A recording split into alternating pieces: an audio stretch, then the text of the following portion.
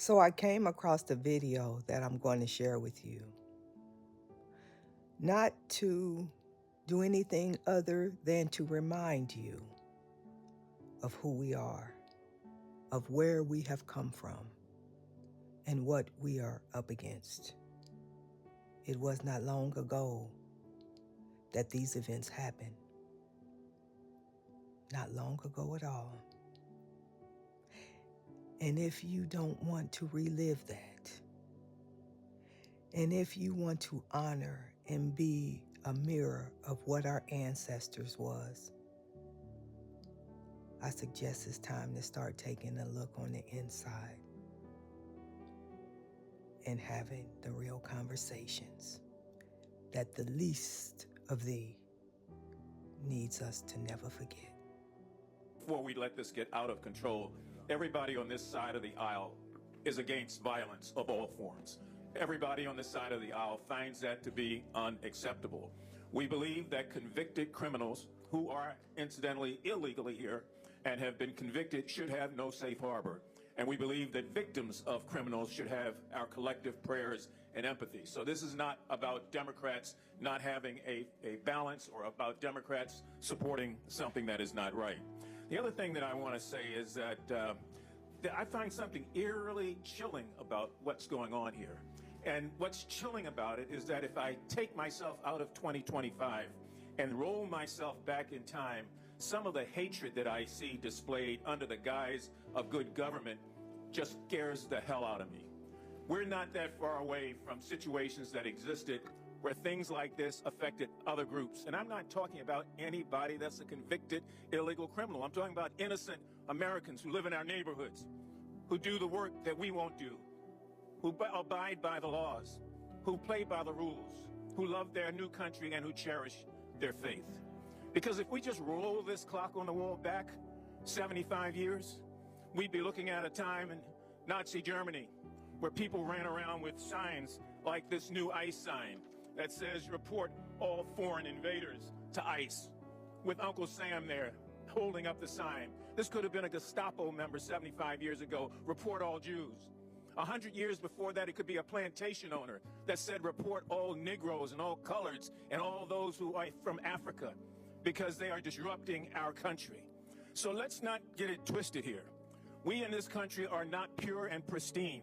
We had runaway slave laws to kick the people who ran away from slavery. We had 50 years of black codes where you got fines and you got rewards and you got all sorts of things if you did or did not do something to report black people. After 150 years of slavery and 100 years of segregation and 100 years of Jim Crow after that, you could be arrested for anything in this country not that long ago. I remember when the National Guard was deployed in 1968, and I walked out of my house facing fixed bayonets with men in uniform, not knowing what the hell they were there for, but obeying the chief executive officer of this country.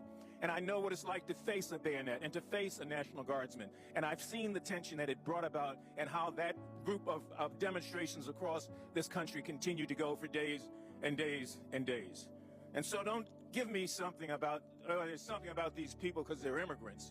No, there's something about them because they're people, and like all groups, they've got bad people in them. I could have been arrested 75 years ago for walking into a restaurant, for drinking out of a water fountain, for being accused of looking at a white woman like Emmett Till did in 1955, and he was burned and lynched in this country. When future generations peer through the telescope of time, I hope that they look at us and realize that there are some who chose not to shirk their responsibility, not to run away from the reality and to face it head on. You know, not too long ago, I went to visit a proud lady who this year will celebrate her 149th anniversary. And she stands today, even as we sit in this hour. In her left hand is a great torch. And in her right hand, guess what? She clings the Declaration of Independence close to her breast. And on her head is a crown of spikes. And on her feet, broken shackles, symbolizing freedom from tyranny, the tyranny that so many immigrants face before coming to this country.